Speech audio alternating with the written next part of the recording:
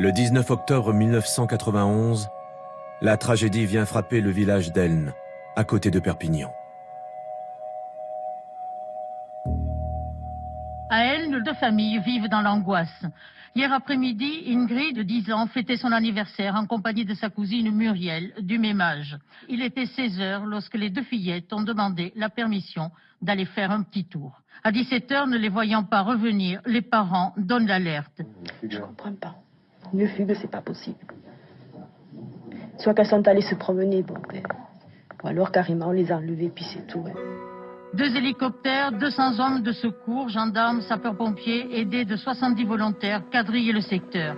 Sans résultat. Les deux fillettes ont disparu sans laisser de traces.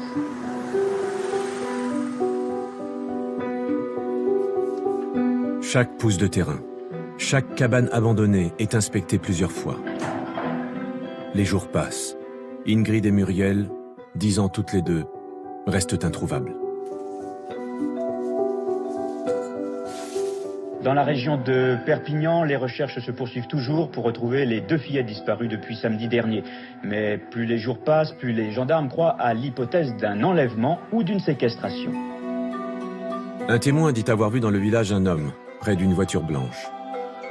Une voiture blanche, l'indice est mince. Des barrages routiers sont organisés, un peu pour le principe. Mais l'enquête s'enlise, l'espoir s'amenuise, et 10 jours après la disparition, il est infime. Le père de Muriel lance alors un appel aux ravisseurs. L'émotion est nationale. Je vois pas pourquoi on en veut des petites comme ça. Surtout qu'elles sont si petites et elles veulent demandent qu'à vivre. S'il m'écoute, il ne sera rien fait contre lui. Toute la population, tout le monde, toute la France de toute façon sera d'accord sur ça. Qu'ils nous rendent les petites le plus vite possible.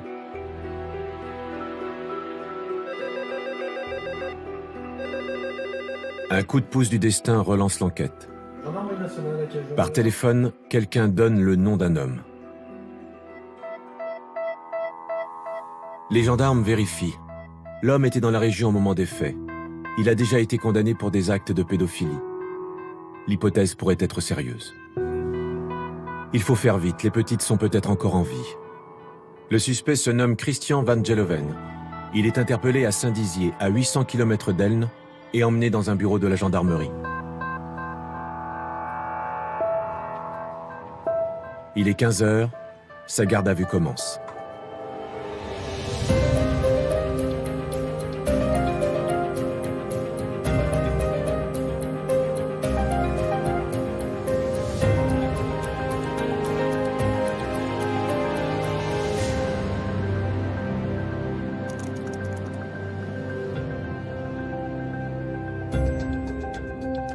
La garde à vue est une mesure de contrainte décidée par un officier de police judiciaire à l'encontre d'une personne soupçonnée d'avoir commis ou tenté de commettre un crime ou un délit. Sa durée est de 48 heures maximum. Cette garde à vue a été reconstituée avec des comédiens d'après les procès-verbaux des auditions.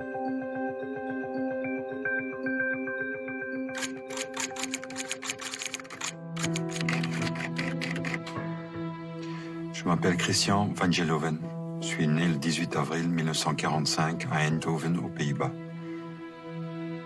Quand l'hypothèse de Van Geloven se présente, on n'a rien. Le seul point positif, c'est qu'il avait une voiture blanche, une polo blanche, et qu'un témoin avait vu une voiture blanche. C'est le seul élément. On n'a ni les corps, ni les enfants, ni un rapport direct entre les enfants, la disparition de ces enfants, et Christian Van Geloven. Merci. Donc voilà votre café. Donc vous avez compris, hein, c'est le procureur de Lourdes qui ordonne un complément d'enquête suite à votre tentative de suicide du 21 octobre dans un hôtel de la ville à cause du trouble à l'ordre public. Donc j'ai besoin d'éléments de votre vie, de votre CV, que vous me disiez un peu ce qui vous a conduit à cet acte. 2 jours après la disparition d'Ingrid et de Muriel, Van Geloven s'est rendu au sanctuaire de Lourdes. Le soir même, il fait une tentative de suicide dans sa chambre d'hôtel. Il a ensuite été rapatrié à l'hôpital psychiatrique de Saint-Dizier, près de chez lui. Le gendarme Tony Mendoza prend prétexte de cette tentative de suicide pour venir le chercher là, sans lui dire expressément qu'il est en garde à vue. Je me présente, je me dis gendarmerie nationale. Voilà, monsieur Van Geloven, on est porteur d'une enquête du parquet de Lourdes et il faudrait qu'on vous auditionne à la brigade de Saint-Dizier. Il me dit oui, d'accord, ok, il n'y a aucun problème, je prends mes affaires. Il dit non, c'est une simple audition.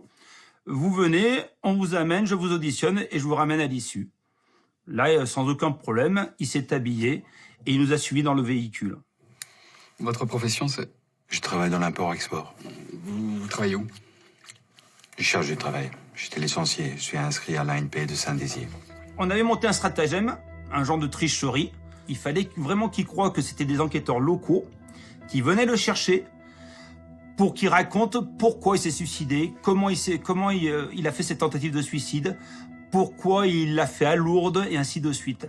Et tout ça, ça devait nous amener à notre dossier. Du moins, on l'espérait, ça. C'est illégal, puisque toute personne quand même qui est entendue au sujet d'une infraction qu'elle a pu commettre doit savoir de quoi il s'agit. Sinon, c'est la porte ouverte à tous les placements en garde à vue sans aucune barrière légale. On a totalement triché, totalement. Pour préparer sa stratégie de garde à vue, le chef d'enquête Johnny Gendre a cherché à mieux connaître la personnalité du suspect.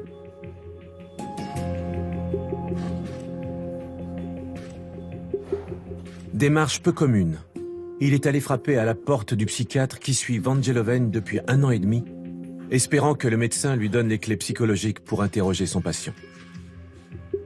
Je lui demande s'il peut me donner quelques informations, sachant pertinemment qu'il peut refuser par rapport au secret professionnel, et ça j'en suis tout à fait conscient. À ma surprise, il m'explique de façon très simple la personnalité de Christian Van Geloven, à savoir il s'agit d'une personne qui aime dominer, qu'il s'agit d'un pédophile notoire.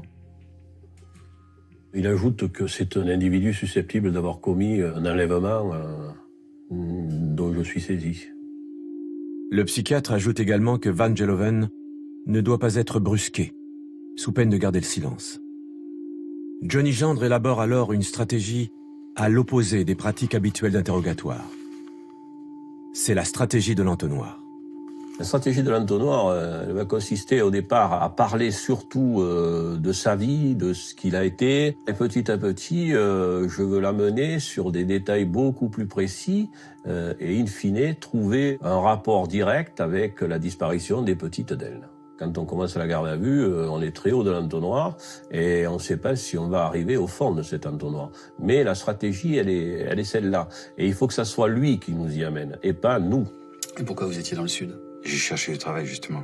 Il a été décidé de ne pas parler de certains mots, viol, enlèvement, meurtre, pour éviter de braquer le gardé à vue. Et vous voyagez beaucoup pour votre travail? Oui, bien sûr. J'étais un peu partout, je voyageais dans le monde entier. J'étais notamment aux États-Unis. J'y ai d'ailleurs vécu 1 an et demi. Le Japon aussi, souvent. L'Asie, l'Australie, la Côte d'Ivoire, partout. J'avais droit à des hôtels à 4 étoiles. Je couchais dans des chambres à 1000 balles la nuit. Ce n'était pas une garde à vue de voyou. C'était la garde à vue d'un gars qui était sûrement compliqué dans sa tête, mais qui était très intelligent. Donc il fallait s'en méfier. C'est pour ça que tout un stratagème a été monté par l'équipe et qu'on a sonorisé d'abord le bureau. Là, on avait décidé de mettre une multiprise où à l'intérieur était moulé un micro qui émet sur une bande FM. Et dans un bureau mitoyen, on mettait un tuner. J'ai commencé par travailler chez Armois pendant 5 ans et ensuite pour la société Philips. Chez Philips, je suis monté chef de produit. Et les enquêteurs qui étaient à l'extérieur pouvaient comme ça suivre l'événement. Là, j'étais licencié au mois de décembre l'an dernier. Deuxième stratagème, le mobilier du bureau de garde à vue est réduit à son strict minimum. Il n'y avait rien, il n'y avait pas de fleurs, il n'y avait pas de stylo, il n'y avait pas de machine, il n'y avait rien. On aurait dit une seule opération. C'était pour éviter que Van Geloven se focalise sur un objet, que son attention soit détournée pour qu'il ne voit qu'une personne, celui qui est interrogé. Et vous êtes marié, vous avez des enfants? Oui, je suis marié en 70, j'ai 2 enfants. Eric, 21 ans, et sa sœur Claire, qui en a 18. D'accord. Si on reprenait vraiment depuis le début... Sur la stratégie qui avait été élaborée par Johnny, on faisait ça sur du tableau papier. On mettait les équipes et les missions. Et ma mission, c'était d'entendre sa première version sur son identité, son éducation, avec qui il avait été élevé, La première équipe devait dégrossir l'individu, devait connaître un petit peu ses failles, ses points faibles, arriver à le mettre en confiance. Il fallait le laisser parler et le laisser venir à nous. Je suis l'avant-dernier d'une famille de 6 enfants, ou plutôt 11. Il y en a 5 qui sont morts. Une famille très pauvre. Mon père, il tenait un bistrot, c'était un grand alcoolique. Et ma mère s'est jamais vraiment occupée de moi. D'ailleurs, à l'âge de 4 ans, elle m'a donné. Plutôt vendu. Vendu? C'est-à-dire? Oui, à sa sœur, elle m'a donné. Qui, elle, en avait de l'argent et un bon mari. Mais ça s'est bien passé avec eux? Vous avez été heureux? Oui, ils sont bien occupés de moi, financièrement en tout cas. Ils m'ont donné comme un petit chat, ils sont bien occupés de petits chats. Alors face à ce genre de personnes comme Van Geloven, on sait que si effectivement on leur dit « bon, mais arrêtez de vous plaindre », ils vont se taire. Si on rentre dans leur jeu, ils vont se sentir obligés d'apporter de l'eau à votre moulin. Et là, des enquêteurs bien au fait, des enquêteurs qui connaissent bien leur sujet, vont pouvoir obtenir des renseignements intéressants. Et vous étiez le seul enfant dans cette famille adoptive? Pendant très longtemps, oui. Pendant 10 ans. Jusqu'à mes 15 ans. J'étais en pension à l'époque. Ils sont venus me voir pour me demander si ça me ferait plaisir d'avoir une petite sœur. Je dis oui. Je savais pas ce que ça voulait dire, moi. Ça a été terrible. Ils ont adopté une petite fille, une italienne. Elle avait 2-3 ans. Mais pourquoi ça a été terrible? Parce que ma mère adoptive s'est plus jamais occupée de moi. Seulement d'elle. C'est comme si j'avais été abandonné une deuxième fois. D'ailleurs, ils l'ont adoptée, elle, pas moi. Comme souvent, Van Geloven ne dit pas tout. Il inverse même les rôles. Car la demi-sœur, interrogée par Johnny Gendre la veille de l'interpellation de Van Geloven, donne une toute autre version de la vie de famille. Elle nous raconte que depuis l'âge de 5-6 ans, elle est régulièrement violée par Christian Van Geloven. Et là, je m'aperçois qu'on est en face un sacré pervers. Est-ce une vengeance contre celle qui vient lui prendre l'exclusivité de l'amour maternel? Peut-être est-ce là, dans cet apprentissage perverti de la sexualité, avec une enfant de 15 ans de moins que lui, qu'on peut trouver les premiers symptômes de ce que Van Geloven appellera sa maladie.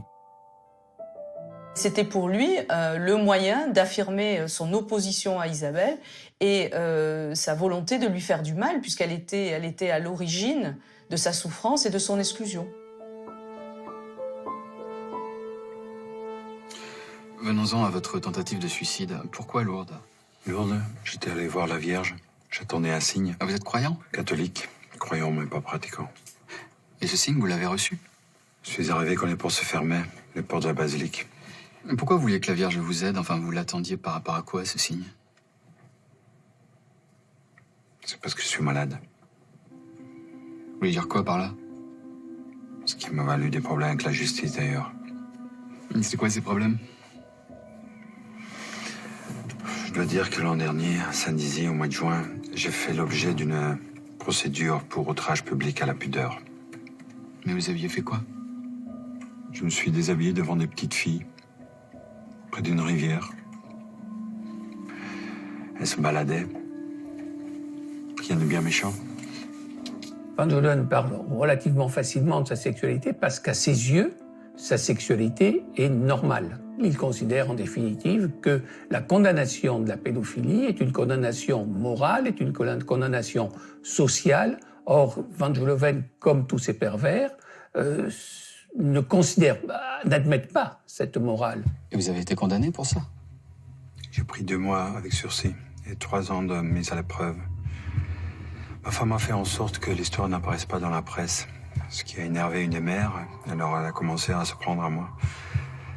Elle a réussi à trouver là où je travaillais, chez Oberflex. Elle a commencé à s'en prendre à la standardiste. Ça a fait un vrai scandale. Vous avez compris pourquoi elle vous en voulait? Ah oui, c'était une chômeuse de quartier. Elle voulait pas qu'un cadre échappe à la justice et tout. Alors que moi, je voulais juste repartir de bon pied, sans que ça se sache. Forcément, j'ai perdu mon boulot. Et c'est pas tout. Suite à l'acharnement de cette mère, la juge d'application des peines m'a demandé de quitter la région, ce que j'ai très mal pris. Ça peut se comprendre, ouais. Oui, parce qu'après tout, je suis propriétaire de ma maison, mes enfants vont à l'école. Je vois mon psy régulièrement, je suis complètement en règle. Oui, c'est sûr. Elle m'a obligé à partir comme ça. Oui, oui, c'est difficile, ouais, c'est sûr. Soit c'est pour mettre fin à ces histoires que j'ai décidé de chercher du boulot ailleurs, dans le sud. Et vous avez fait le trajet directement, d'une traite? Parce que ça fait long. Non, je fais des pauses. Par exemple, je me suis arrêté à Orléans. Et pourquoi Orléans? C'est aussi par rapport à ma maladie. Je me suis arrêté devant la maison d'arrêt. Ah, devant la maison d'arrêt? Et pour quelle raison? J'étais en prison là-bas. Et pourquoi vous étiez en prison? Fidèles à leur stratégie, les gendarmes font semblant de tout ignorer du passé de Van Geloven, alors qu'ils connaissent parfaitement son casier judiciaire. La condamnation elle est faite pour enlèvement de mineurs, d'une fille de entre 7 et 10 ans. Il l'a prise dans sa voiture, il l'a amenée chez lui, à son propre domicile, il l'a ligotée et il s'est fait faire une fellation. J'étais attiré par les petites filles, je leur faisais jamais rien de mal. Je les ramenais toujours le long de la route, en voiture, et je les laissais partir. Jamais j'étais violent. Quand on s'aperçoit que lui minimise des faits aussi graves, on peut se dire qu'il a fait quelque chose peut-être de plus grave. En 1983, les experts considèrent que Van Geloven n'est pas dangereux, qu'il est réinsérable, sans aucune difficulté, qu'il est amendable, et donc la justice, tenant compte de cette expertise, va faire preuve d'indulgence. J'étais condamné à 2 ans de prison. Finalement, je n'ai fait que 13 mois. Et comme j'ai retrouvé du boulot tout de suite après ma sortie de prison, je m'étais juré d'aller voir la Vierge à Lourdes pour la remercier. À l'époque, on considérait que les affaires à caractère sexuel étaient des affaires mineures, et puis aussi, on tenait grand compte des expertises qui, là, ont trompé les magistrats. Je vois un psy depuis 1 an et demi. Et cette pédophilie, oui, parce que c'est comme ça que ça s'appelle, hein. C'est quoi pour vous? C'est une maladie? Je suis conscient que je suis malade. Je veux à tout prix m'en sortir. J'ai des pulsions. Vous voyez, des pulsions incontrôlables. Cette maladie, vous l'expliquez comment? Justement, on en a parlé avec mon thérapeute. Il dit que c'est à cause de mon enfance. Je dois dire que j'étais victime de viol et d'attentats à la pudeur. C'était en 6e, ça a duré 2 ans. C'était mon prof de latin. Il me donnait des cours particuliers. Oui, c'était le cas de le dire. Quand je travaillais mal, il me donnait une fessée. Quand c'était bien, j'avais droit à une fellation. Lorsqu'il nous parle de ses problèmes, on lui donne l'impression qu'on comprend, effectivement, qu'on n'est pas là pour le juger.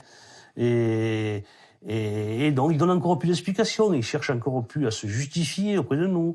Et, on a l'impression qu'on devient son confident. La prison, ça n'a pas dû vous aider. Ah non. Non. C'est horrible. C'est l'enfer. Ça détruit un homme. Ça sert absolument à rien. C'est là, devant la maison d'arrêt d'Orléans, que j'ai décidé de me suicider. Le soir, dans ma chambre d'hôtel, j'ai posé mes mains autour de mon cou, j'ai serré.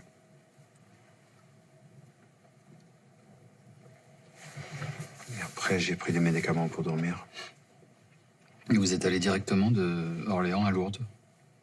Non, j'ai fait un arrêt à Collioure.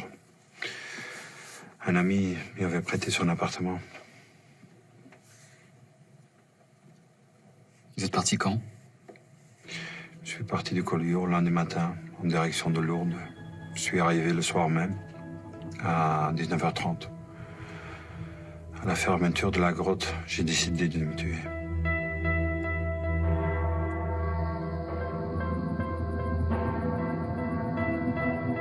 Vous n'avez plus rien à ajouter? Pour l'instant? Non, je crois pas, non. Je vous ai tout dit. Bon, bah on va faire une pause.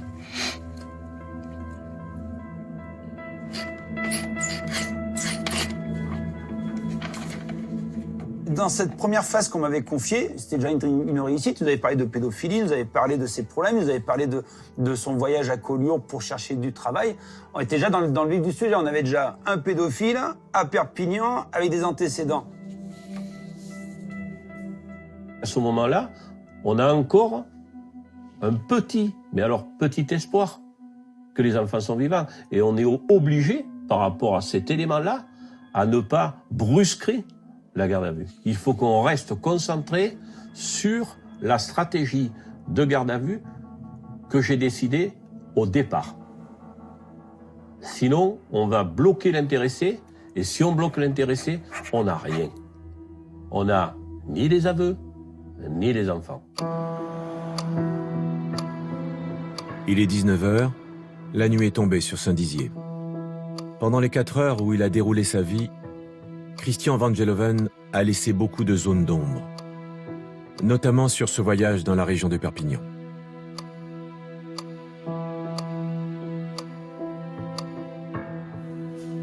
Après seulement 1 heure de repos, place désormais à la seconde équipe.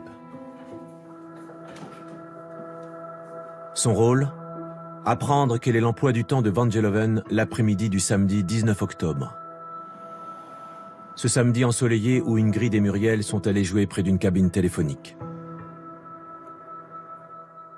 Qu'a-t-il fait? À qui a-t-il parlé? Était-il à Elne ce jour-là? C'est tout l'enjeu de cette seconde audition. Ma mission était de le faire venir sur les petites filles et sur Elne.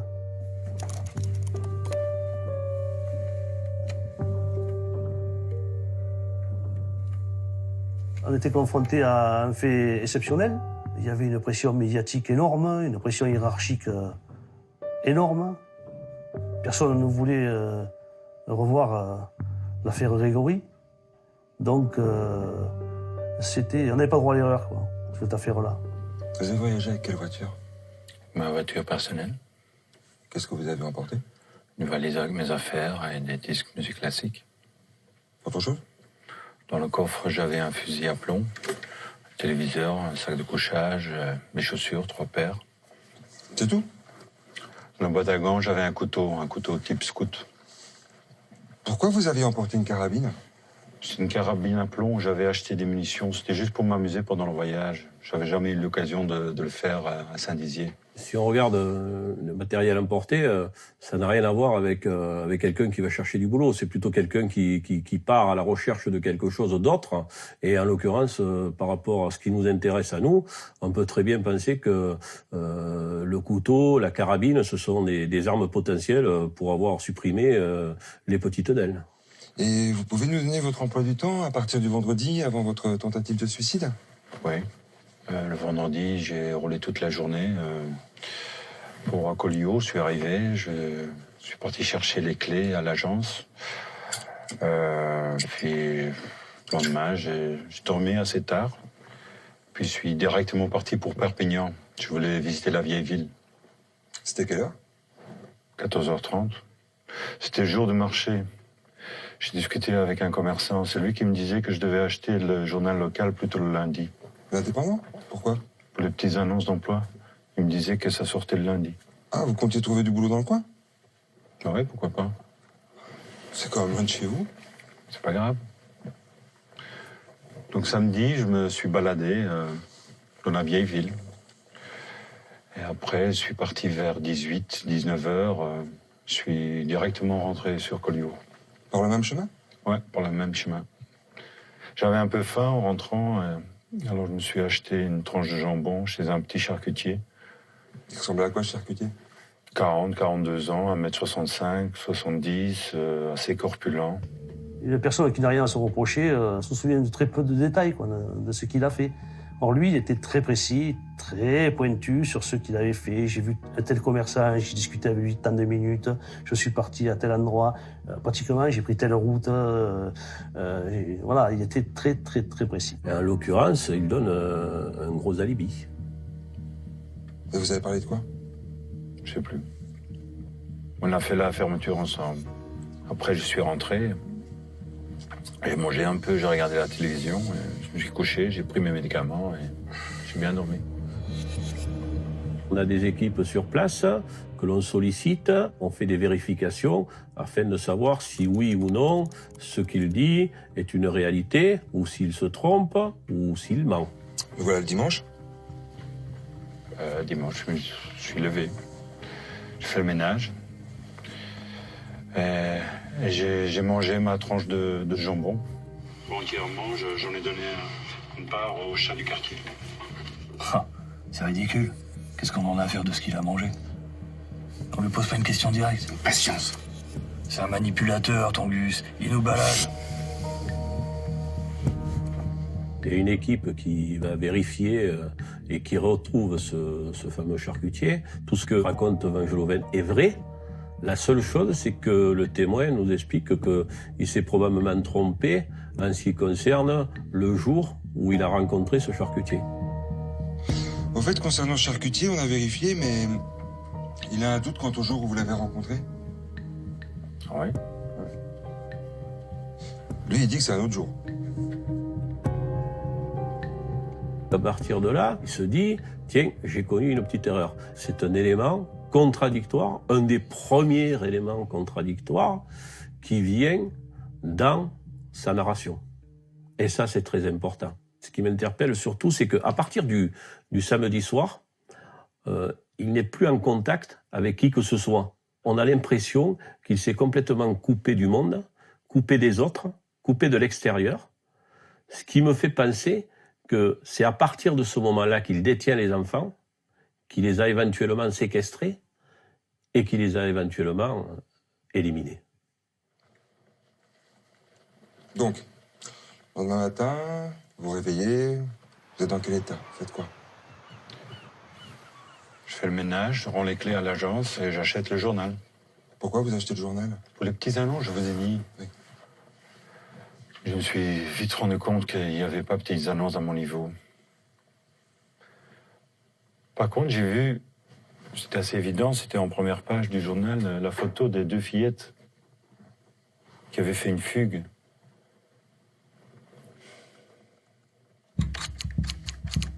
On se dit, ça y est. Alors, maintenant, il faut être malin, il faut y arriver. Et pour nous, c'était déjà une bonne avancée.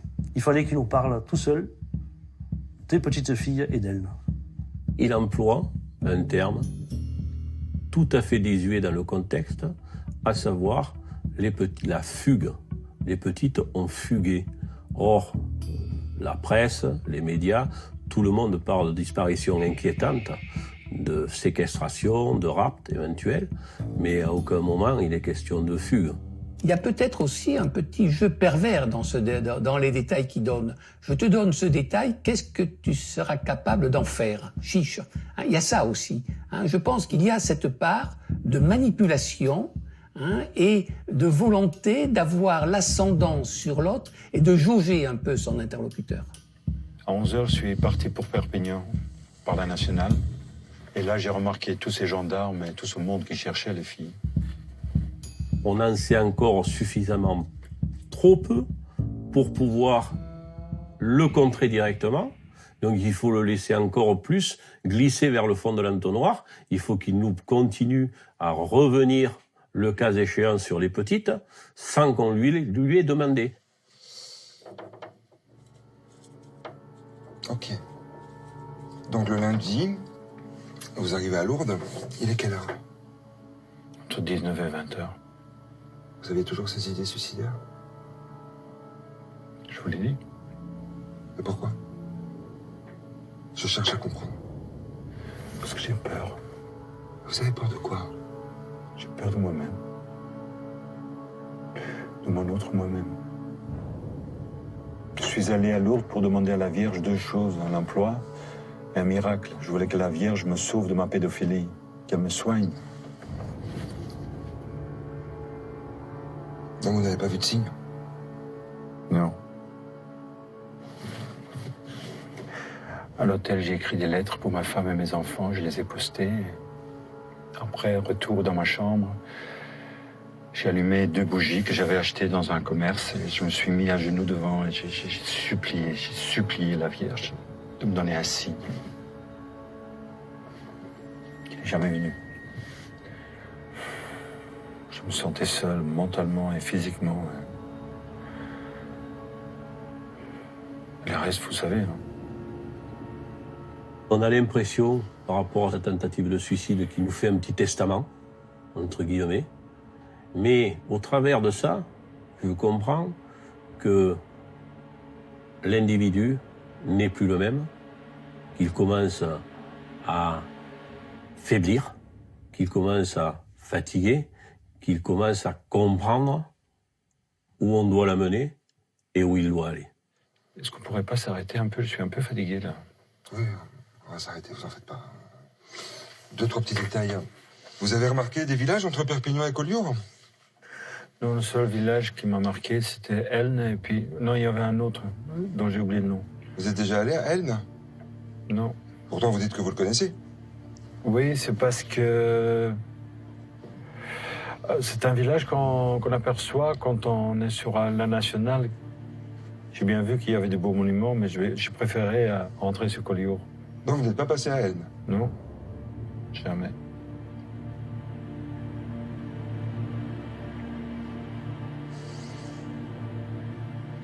Dis donc, est-ce que vous ne serez pas là pour la disparition des petites filles d'Elne? Mais pas pour ma tentative de suicide? Ils comprennent très bien que c'est pour ça, quoi. On le voit. On le voit dans ses yeux, dans son regard, dans sa manière de faire, quoi. Il baisse la tête, on le sent, quoi. Il a quelque chose à nous dire, mais qu'il n'a pas encore prêt. Je me dis pas bingo, on a gagné. On est loin encore d'obtenir la vérité. Par contre, c'est un élément qui va maintenant nous permettre de cibler la garde à vue, de changer d'attitude. Revenons à Elne.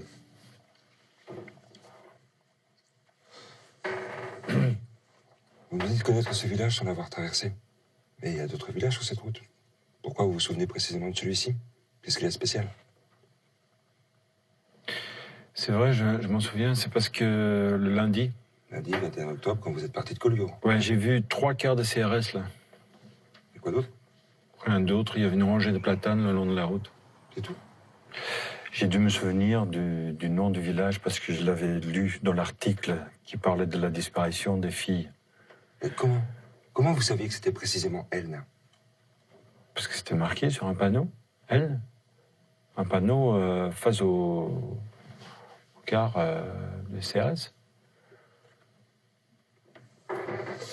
Combien de fois vous êtes passé par Elne? Je suis passé 3 fois, mais toujours par la nationale qui contourne le village. Jamais j'ai mis un pied dans le centre d'Elne. Vous n'avez pas cherché à appeler votre femme?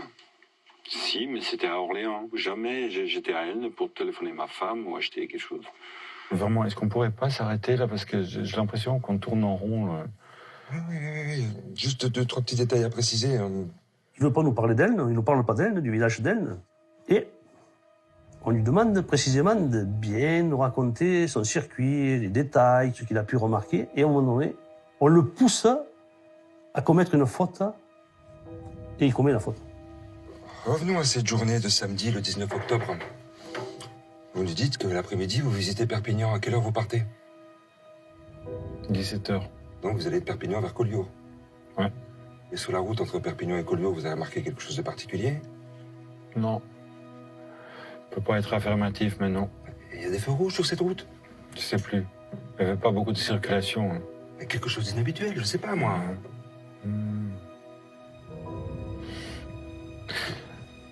Dans un des villages, il y avait des bandes rugueuses comme ça, couleur bordeaux, pour annoncer un dos d'âne. Où ça? Un village qui mène à Collioure. Et pourquoi vous avez remarqué ces bandes? Parce que c'est rare. C'est nouveau. Ça fait un drôle de bruit quand on passe dessus. Ben, elle se dit, c'est un élément qui va permettre de le confondre, quoi. On a bien noté la spécificité de ces ralentisseurs qui sont de couleur ocre, qui font un bruit spécifique quand un véhicule automobile passe dessus. Et là, c'est incontournable. Il n'y a qu'à Elne et à cet endroit précis que ces ralentisseurs existent. On ne lui dit pas, vous nous mentez. On l'affronte pas directement. On le laisse mûrir psychologiquement. Vous arrivez, ensuite? J'arrive à Collioure. C'était un temps entre chien et loup. Entre chien et loup? C'est quelle heure ça couvre? 18h. Vous faites quoi? Je fais le ménage jusqu'à 18h45.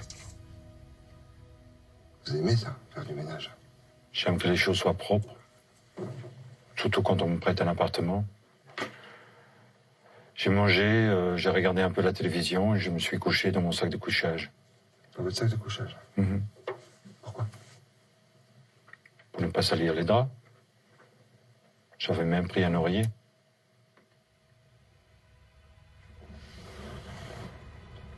Ok alors. On va s'arrêter là?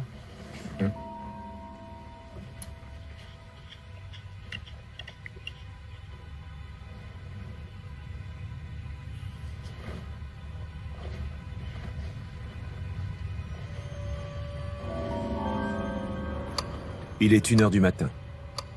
Cela fait maintenant 9 heures que Christian Vangeloven répond aux questions des enquêteurs. Pendant une courte interruption, où il est mis au repos en cellule, les gendarmes vérifient leur intuition. Pas de doute. Les seuls ralentisseurs de couleur ocre se trouvent à Elne.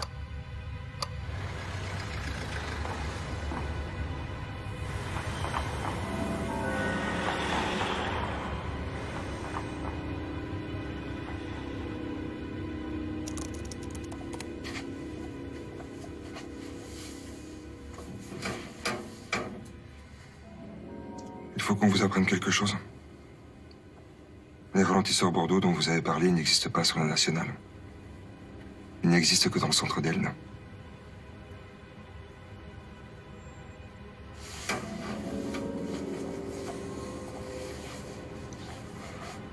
Vous comprenez ce que ça veut dire?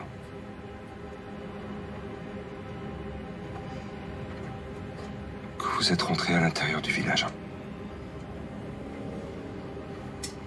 Vous pouvez nous donner d'autres précisions sur ce village? Non, je me souviens de rien. Même pas d'avoir traversé ce village. Quand vous les avez vus, ces ralentisseurs Bordeaux? J'ai dû remarquer leur couleur samedi matin, en allant vers Perpignan. Je ne me souviens pas s'il y avait des feux ou autre chose. Je me souviens de rien. Vous nous avez dit que vous avez vu un rond-point. C'était où? Oui, j'ai vu un rond-point, mais je ne sais pas où. Je ne sais pas dans quel village, si c'était avant Elne, après Elne, mais c'était pas Elne. Vous êtes passé à l'intérieur du village? Non, je vous dis que non. Je le maintiens. J'avais aucune raison de passer par Elne. Où étiez-vous vers 17h30? Ça, c'est mon plus près de Perpignan que d'Elne. Comment vous étiez habillé? Des chaussures noires, un jean, un polo bleu. Et vous étiez au volant de quelle voiture? Ma voiture personnelle, une Volkswagen Polo blanche.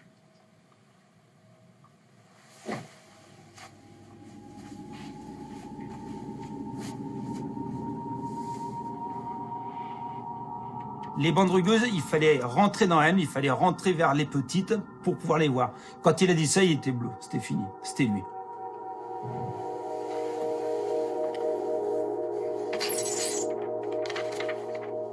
Il est 3h30 du matin. Christian Vangeloven est remis en cellule pour un court moment. Depuis le début de sa garde à vue, la veille, il n'a bénéficié que de 3 heures de repos.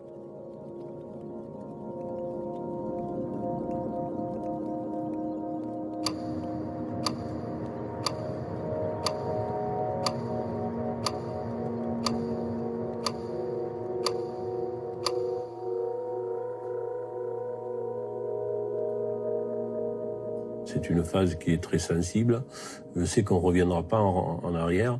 Je sais que là, on y est. On est dans le bon tempo.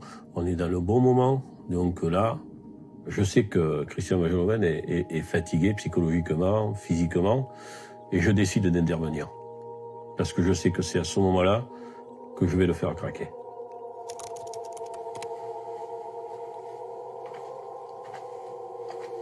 Kom. Kom. Hoe gaat het? Alles goed? Alles in orde? Mijn moeder sprak Nederlands. Je kunt me vertrouwen. C'est le moment. Faut que ton beau côté l'emporte sur le mauvais.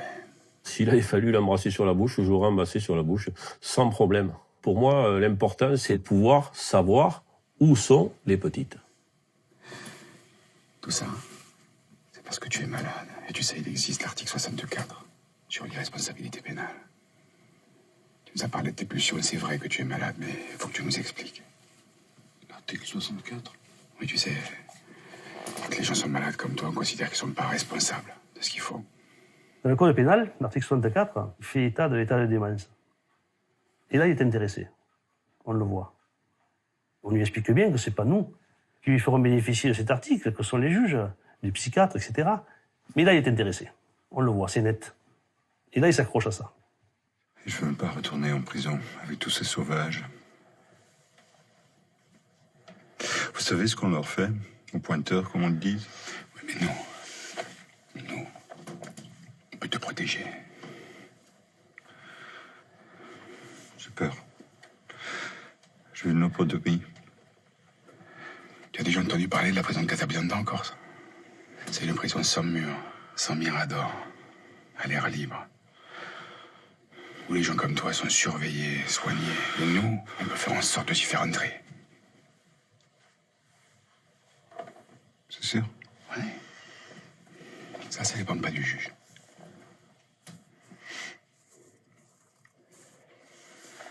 Assieds-toi. J'en ai violé des dizaines.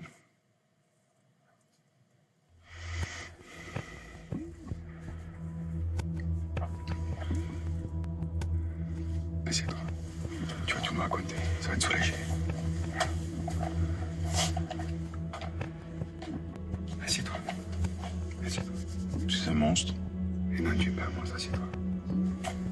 Dire à un gardé à vue tu es un malade, tu es fou, tu auras une responsabilité pénale parce que tu n'es pas responsable de ce que tu fais, c'est de la pure technique d'enquêteur, comme quand ils disent à quelqu'un faute avouée à demi pardonnée, dis que tu es coupable et puis le tribunal en tiendra compte. En soi, ce n'est pas choquant, hein. C'est comme ça. Alors, c'est samedi. Vers 11h, j'ai pris un autostoppeur. Il devait rejoindre des copains à la piscine de Perpignan. Je l'ai déposé. Et au bord de la piscine, il y avait une cinquantaine de fillettes. Elles faisaient de la danse aquatique. J'étais atterré par le corps d'une fillette. Et j'ai eu des pulsions incontrôlables. C'est quoi ces pulsions? Depuis que je suis pédophile, c'est toujours la même chose. J'ai la bouche et le palais qui se dessèchent, mon cœur qui bat à toute vitesse et des tremblements. Je suis malade. Il va en fait en quête, à la recherche de sa pulsion, qui est pour lui source de plaisir. Et ensuite, si vous voulez, si effectivement cette pulsion le dépasse, à ce moment-là, il dit c'est pas ma faute. Hein, c'est la faute à la pulsion. Et qu'est-ce que t'as fait alors? Je suis parti. Le malheur a voulu que je passe par elle. J'ai remarqué la cabine téléphonique à côté du rond-point. Il y avait deux fillettes d'une dizaine d'années. Elles jouaient. Il y avait une blonde et une brune. Elles jouaient à faire semblant de téléphoner. Je suis descendu et j'ai commencé à tourner autour de ma voiture pour ne pas leur faire peur. Et comment tu les as abordées? Je leur ai demandé si elles ne savaient pas où il y avait une cabine à cartes, parce que celle-là était à pièces. Elles ont dit qu'il y en avait une à côté de la gare. Alors du coup, j'ai demandé si elles ne pouvaient pas m'y emmener. Elles sont montées dans la voiture, à l'arrière. Je leur ai donné l'album d'Astérix que j'avais acheté au Leclerc à Perpignan. Et on est parti en direction de Collioure. Il manigance, il prévoit. Il achète une laisse pour faire croire qu'il a perdu son chien. Il achète des journaux d'enfants, Astérix. C'est quelqu'un qui n'agit pas sur le coup d'une émotion, sous le coup d'une pulsion, contrairement à ce qu'il dit. Et après? Dans un premier temps, je voulais les ramener chez les parents. Et après, j'ai eu l'idée de plutôt les déposer le long d'une route fréquentée, au-delà de Boulou, pour qu'elles puissent rentrer en stop. Pourquoi tu l'as pas fait? À l'échangeur de Boulou, je me suis dit que ça n'allait pas marcher. Alors j'ai continué en direction de la montagne et je me suis arrêté. J'avais remarqué que Ingrid commençait à s'inquiéter, alors j'ai eu l'idée de la faire descendre en premier. Il faisait nuit. Il était vers 21h30.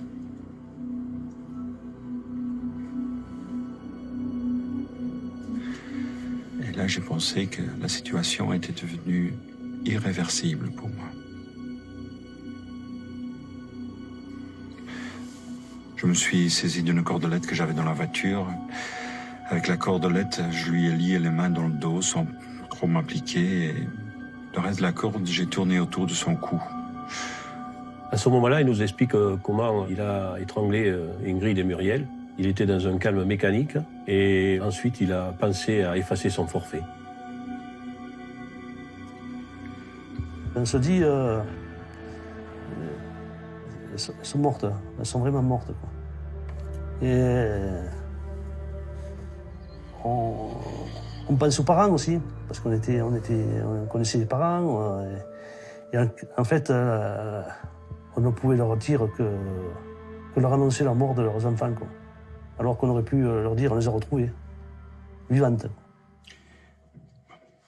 Faut que tu nous dises où elles sont. C'est le nœud parce que tant qu'il n'y a pas cet aveu-là, il n'y a rien qui puisse permettre de relier Christian Vangeloven à la disparition des deux enfants. S'il se fermait comme une huître, on avait un homicide sans cadavre. Et là, c'était le pire. Ça, c'était le pire qui pouvait nous arriver. Elles ont le droit à une tombe, une sépulture. Un endroit où on repose en paix. Les parents ont le droit de savoir. Et même si tu le fais pas pour eux, fais-le pour tes enfants. Pense à tes enfants.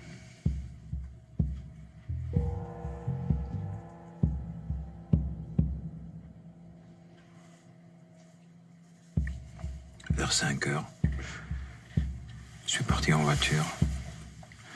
J'ai fait tout un périple pour trouver un endroit. J'ai pris la direction de Loudève. À un moment donné, je suis arrivé sur un genre de plateau. Et là, j'ai trouvé un chemin qui s'enfonçait dans la nature. Par hasard, je suis tombé sur un gouffre entouré de barbelés.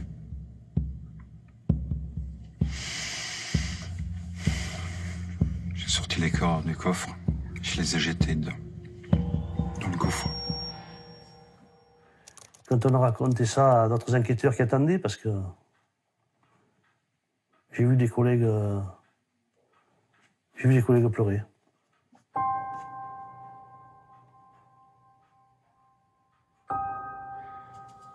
Je suis malade. Il faut me soigner. C'est vrai que tu es malade. On va voir comment on peut s'occuper de toi, mais avant, faut que tu nous amènes à ce gouffre. Tu promets?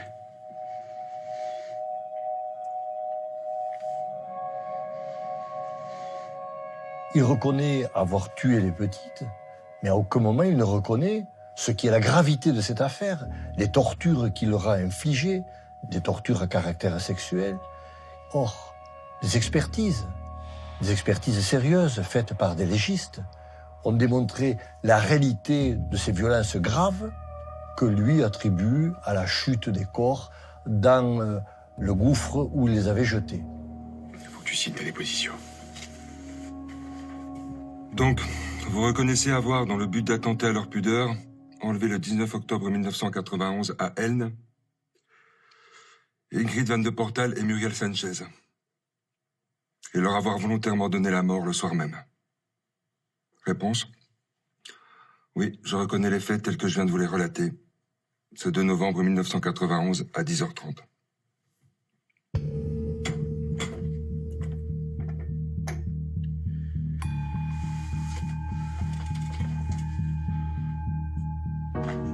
À Elne, au domicile d'Ingrid Van de Portel, je retrouve les parents et notamment la maman. Et là, je lui annonce malheureusement ce qui est effroyable pour une mère sûrement, c'est qu'elle ne reverra plus Ingrid vivante, qu'elle a été assassinée. Et le peu de pouvoir que j'ai, je lui dis que j'ai arrêté l'assassin de sa fille. Voilà, ça c'est... Pour moi, ça a été la démarche la plus douloureuse. Le lendemain matin, Christian Van Geloven emmènera les enquêteurs au bord du gouffre, dans lequel reposent Ingrid et Muriel.